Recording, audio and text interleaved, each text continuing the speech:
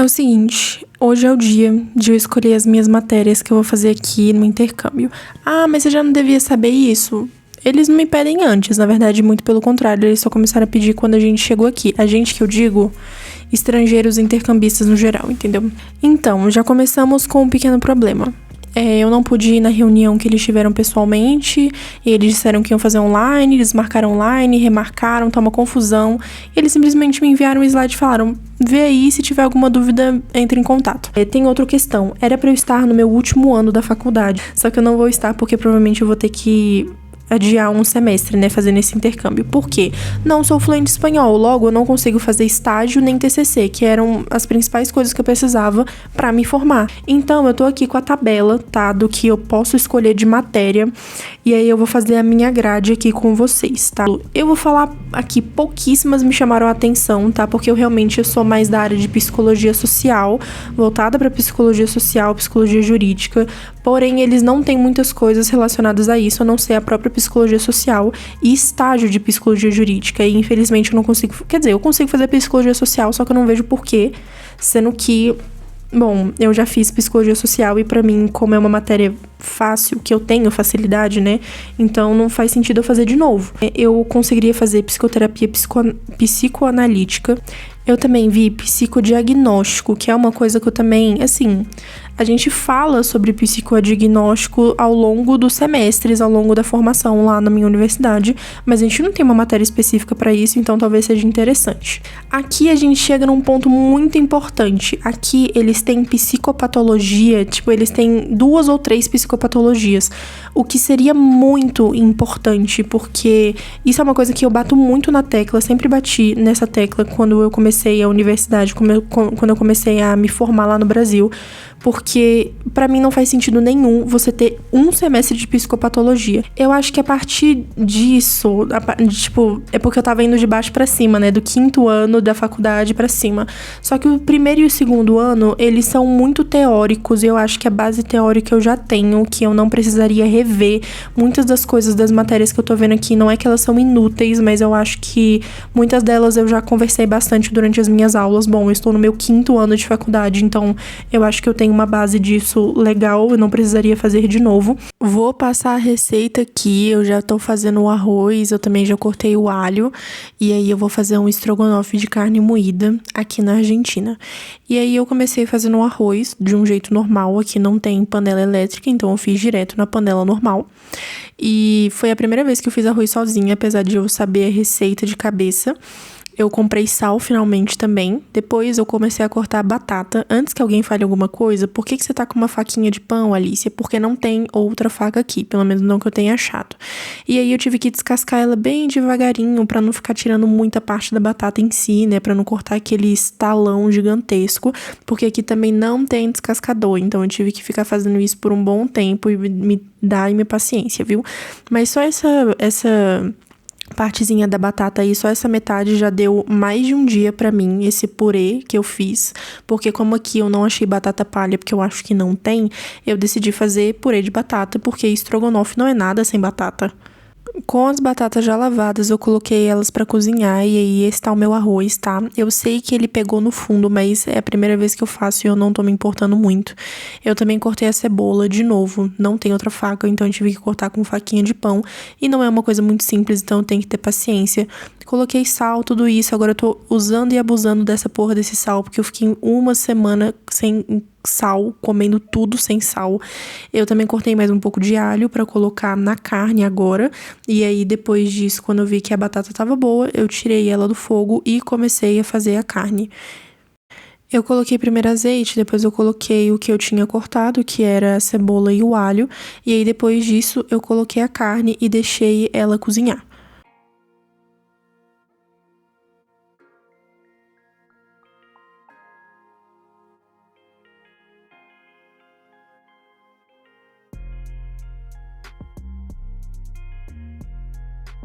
E essa é a parte do molho que eu acho que todo mundo faz aí no Brasil, que é o molho de tomate, o creme de leite e um pouquinho de mostarda. Na verdade, eu já vi que essa mostarda, ela varia um pouco.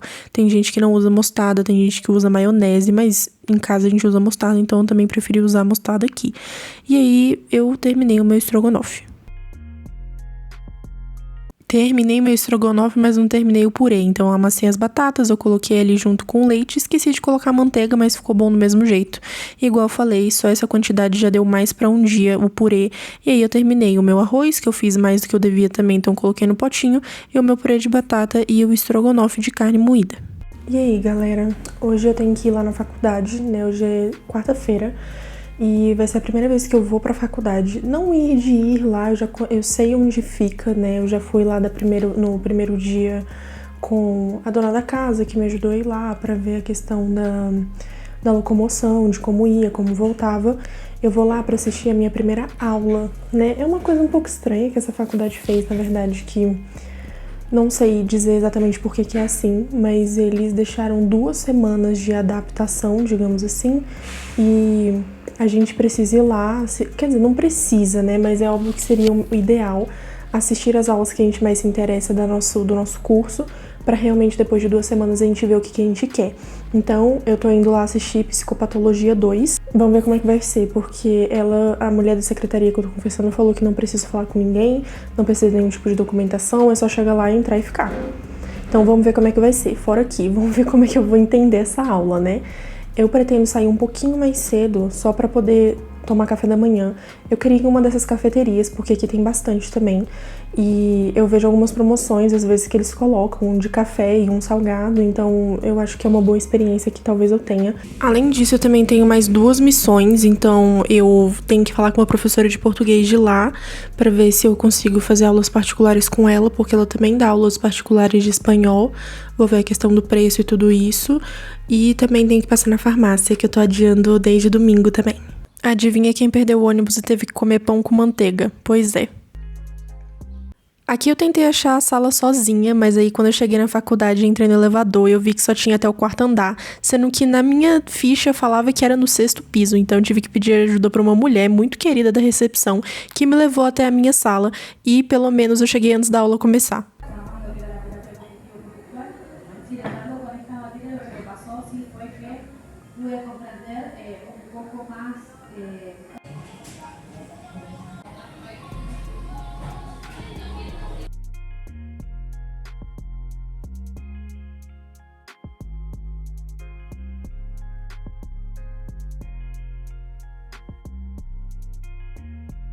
Hoje eu vou pro meu 2º dia de aula, porém a minha aula vai ser diferente. Eu pensei em ir pra psicopatologia de novo, porém, como é uma semana experimental, eu vou testar outra aula. Eu vou em psicoanalítica. Agora estou um pouco mais confiante pra poder ir, porque, enfim, eu já sei o caminho e eu sei onde fica a sala, porque é a mesma sala que eu usei ontem. E dessa vez eu não vou inventar de comer fora, porque eu gastei uma bolada lá no McDonald's, né? Obviamente. Então eu vou fazer alguma coisa pra comer aqui e depois eu vou pegar o ônibus. Pelo menos o ônibus daqui é rapidinho pra faculdade. Então, eu desisti muito dessa aula, porque primeiro, ela era sobre psicanálise, e psicanálise eu já tive, e inclusive me considero boa na abordagem. E aí, eu descobri que tem, tipo assim, 60 pessoas pra mais dentro de uma sala. Gente, eu sou muito ruim de proporção, mas eu juro que tinha pelo menos 60 pessoas naquela sala. Uma coisa muito insalubre, não tava conseguindo entender nada. Eu falei, quer saber? Não preciso disso. Levantei e fui embora. Quer dizer, na hora do intervalo, né? E aí eu não voltei pra sala. Não é uma matéria que eu acho que eu gostaria de ter. E se eu teria que escolher entre Psicopatologia 2 e essa aula. Então acho que eu prefiro a Psicopatologia 2. E aí eu aproveitei pra passar na farmácia, já que eu não tinha passado no dia anterior, porque eu vagabundei de novo. Ai, gente, agora estão exatamente 2 graus aqui. Eu tenho que sair para poder fazer um encontro junto com os outros intercambistas e a galera da faculdade, padrinhos e madrinhas, que são outros alunos que se voluntariaram para ajudar a gente. Ontem uma menina mandou mensagem ontem à noite, ela teoricamente é minha madrinha, não sei como é que isso é escolhido, mas enfim, vou tentar falar com ela hoje. E eu não sei quem é que inventou de fazer essa jossa 10h30 da manhã de um sábado, sério. Então, eu pretendia gravar algumas coisas pra vocês desse pequeno rolê que eu dei com as pessoas, né? Só que eu não consegui gravar muito. Primeiro que eu tava prestando atenção nas coisas, tava tentando me comunicar com a galera. E eu também não queria ficar gravando as pessoas sem a permissão delas. E eu comecei a perceber que eu tava ficando cada vez mais frustrada, porque eu não tava conseguindo me comunicar. Então, acho que essa foi a primeira vez que eu realmente me senti muito mal aqui na Argentina. E basicamente as pessoas não falam português, eu não falo espanhol e a gente tenta se comunicar da melhor forma possível e é claro que não é culpa delas. Essa sou eu aí no rolê, a gente sentou pra fazer um pequeno piquenique quando deu a hora do almoço, a gente visitou algumas praças e depois eu voltei pra casa e gravei esses cachorrinhos muito fofos que com roupinhas, a maioria deles tem aqui, pelo menos na época do inverno, provavelmente, e ainda tem esse sanduíche muito bom e grande também, porque não era só esse lado, tá? Tinha 2 lados desse sanduíche, eu já tinha comido um no rolê e depois eu trouxe o resto pra minha casa. Então, eu comprei uma coisa, porque é óbvio que eu não podia vir pra Argentina sem comer um alfajor. Eu comprei esse de Oreo, mas eu também comprei um outro de Milka. O de Milka parece ser um pouco melhor, então eu vou provar o de Oreo primeiro.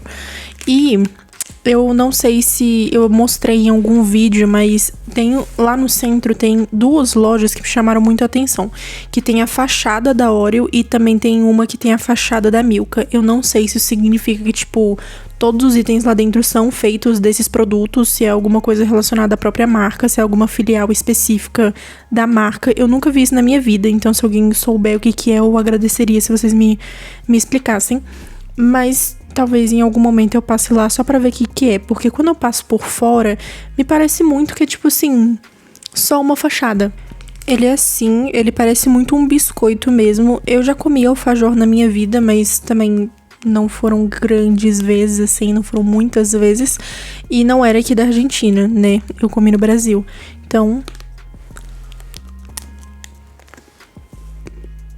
Então, provavelmente faz sentido ser a proposta, né?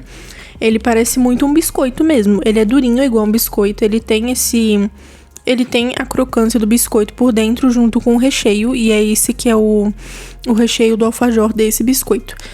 Talvez eu não tenha gostado tanto. Por quê? Porque eu não sou a maior fã do mundo de biscoito, né? Assim. Mas não significa que é ruim. É Oreo, tem gosto de Oreo. Então não tem como ser ruim. Só que é como se fosse um biscoito gigante com uma calda de chocolate por cima, endurecida.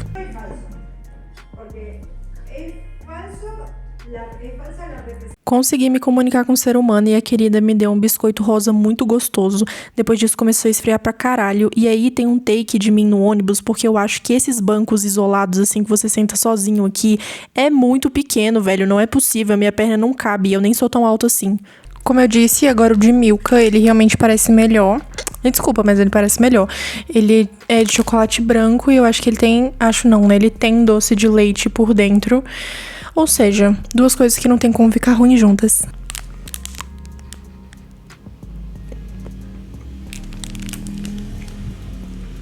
Cara, muito gostoso. E realmente, pelo que eu vi, aqui na Argentina, e eu falo na Argentina como um todo porque as pessoas que eu conversei abrangem muito isso como se fosse uma coisa da cultura do país. Eles gostam muito de doce de leite, muito. Tem muitas coisas envolvidas doce de leite, tem muito doce de leite no mercado pra vender, de muitos tipos, muitas marcas. Tanto que é até difícil você... Não é difícil, mas é que, assim, quando você encontra leite condensado, ele é um pouquinho mais caro do que no Brasil, porque ele não é tão utilizado, justamente porque eles já compram um doce de leite ao invés do leite condensado. Mas tem um fundinho, esse alfajor ali tem um fundinho de alguma coisa que eu não sei explicar o que é. Eu não sei se é essa parte do bolinho, que tem um chocolate um pouco mais amargo, se é o doce de leite que eu tô sentindo no fundo, não sei. Ele é gostoso, tá? Isso não significa que ele é ruim, ele é muito bom. E realmente ele é melhor do que o de Oreo, mas eu expliquei aqui porque que eu prefiro ele do que o de Oreo.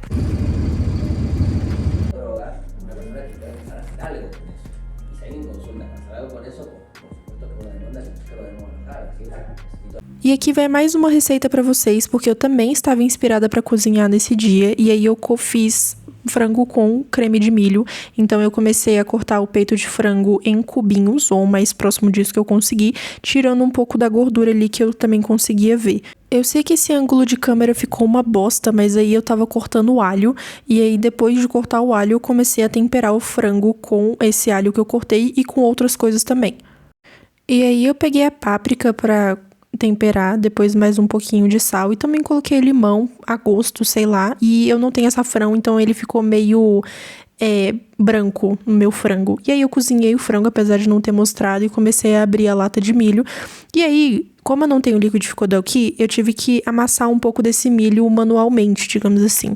Então eu amassei ele com a colher o máximo que deu e também peguei um pouquinho do milho inteiro ali para colocar na panela quando eu comecei a fazer o creme do milho. Aqui eu comecei a cozinhar o creme de milho, eu coloquei um pouco de leite e fiquei mexendo por bastante tempo até ele dar uma engrossada. Eu já tinha colocado azeite com cebola antes, né, picada, e o problema desse fogão é que às vezes ele quer ligar e às vezes não. Ele é um fogão a gás, então ele tem um sistema de segurança normal, e aí eu preciso ficar segurando ele por um tempo, depois soltar. Só que muitas vezes que eu solto, ele não fica, então eu fico segurando ele enquanto eu estou cozinhando, o que me ferra bastante. E foi assim que ficou. Beijos!